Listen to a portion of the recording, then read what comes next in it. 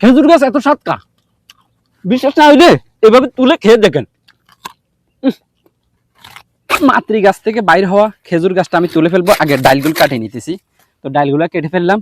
দেখেন এই চারাটা আসলে এই গাছটার অনেক ক্ষতি করে। মাটির নিচ থেকে যে চারাটা বাইরে হয় এই চারাটা একদম 100% গাছের কোনো ক্ষতি করে না। আর যে ডাক গাছ সাইডের থেকে যে চারাটা বাইরে হয় এটা কিন্তু গাছের অনেক ক্ষতি করে। আমি এই চারাটা তোলার জন্য ফন্তা মারতেছি, মোটামুটি উঠে গেছে আলহামদুলিল্লাহ। দেখেন ভাই চারাটা দেখছেন, এই চারাটা তুলে ফেলছি। এখন এই জায়গাটা পুরোটা ফাঁকানো, এটাতে মাটি দিতে হবে। এই জায়গায় আমি মাটি দিয়ে দিতেছি। এই যে দেখেন, না কিন্তু পোকা ঢুকি গেলে মাগার আপনার গাছটা শেষ। এইভাবে চারা তুলে এভাবে মাটি দিবেন, মাটি দিয়ে গাছের পরিচর্যা করবেন। খেজুর গাছ এত সাতটা, বিশ্বাস না হইলে এভাবে তুলে খেয়ে দেখেন।